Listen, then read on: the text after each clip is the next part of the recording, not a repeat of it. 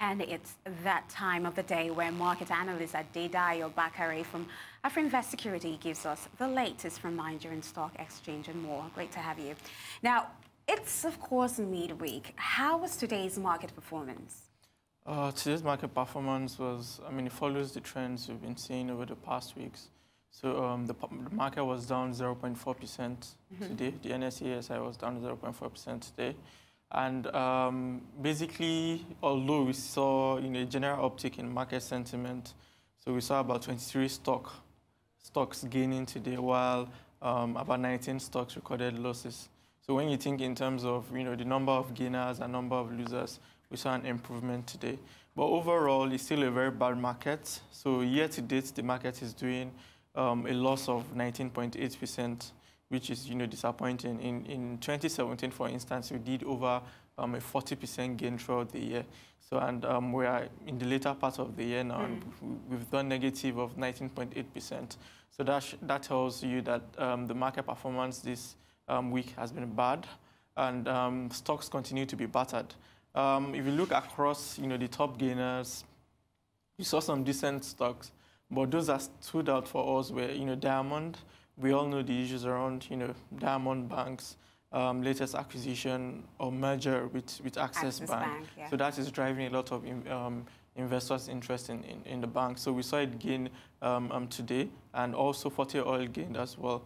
Among the losers, the major, big stock that lost was Seplat and also UPDC. So generally, the market is still somewhat, underwaters.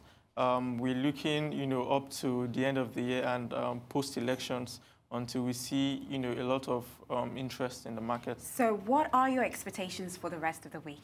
Yeah, for the rest of the week, we think the trading pattern will continue. So what we've been saying for the past few weeks is investors continue to hunt for, bargains. When they see that a stock is battered, the following day, they enter into the stocks to take advantage of cheaper prices. And once they see a little bit of appreciation, they take their gains. So we'll see the market performance follow a similar pattern. But to the end of the week, we think it's still going to be a negative performance for this week. So, and when you put that into context, it will continue, the run of losses we've seen over the past few weeks. All right, then let's talk about the, unemployment data released by MBS this morning. What drove this poor performance? Okay, so as we know, the last unemployment data we had was actually a year ago. So then we had unemployment at 18.8%. But the latest data that was published this morning captures, the performance in Q1, in Q2, and in Q3 2018. And what we saw was that unemployment has continued to worsen in Nigeria. So from about 18.8% a year ago, unemployment is up to 23.1%. And also, when you think of it in terms of underemployment, we see that underemployment is still, slightly elevated at 20.1%. So when you put, both numbers together, then you see that it was a very, very bad performance. And for us, what we think is really the major driver is because the economy is not creating jobs enough. So you see a lot of people coming into the labor force. We see, millions of people entering into the labor force, but there are no jobs for them. And the implication of that is, as long as people continue to, a lot of people go into the labor force, and we are not creating jobs to match, the number of people coming into the labor force, then you continue to see a rise in unemployment rate. Yeah, so generally, it's still very bad, and it reflects the fact that the economy is not doing very, very well. You need, the economy to grow faster to be able to create opportunities for people. So until we're able to do maybe 6-7% or even 10 double-digit growth, you might not see a reasonable appreciation in employment numbers.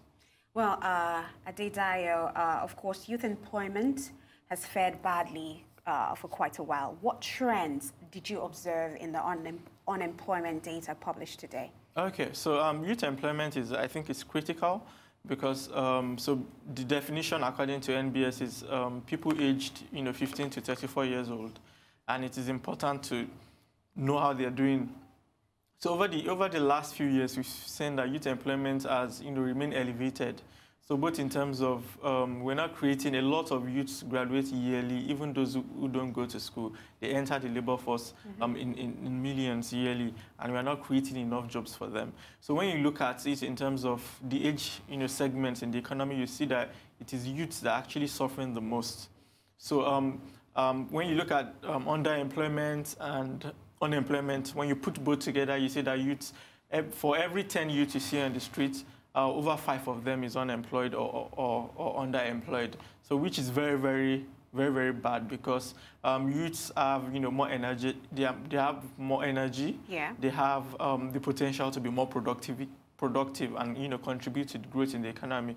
So if you're not creating jobs for your youths, then it's a worrying sign. So the trend we see was still disappointing. We see that unemployment for youths continues to trend higher, and that is very bad.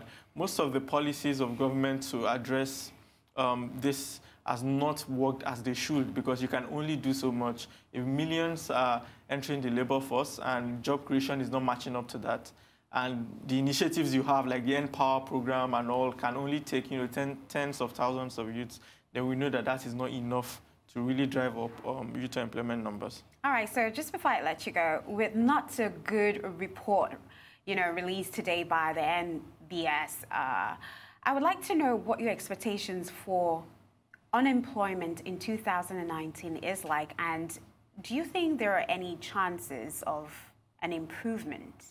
Okay, in going into 2019, our expectations of the economy is still quite weak.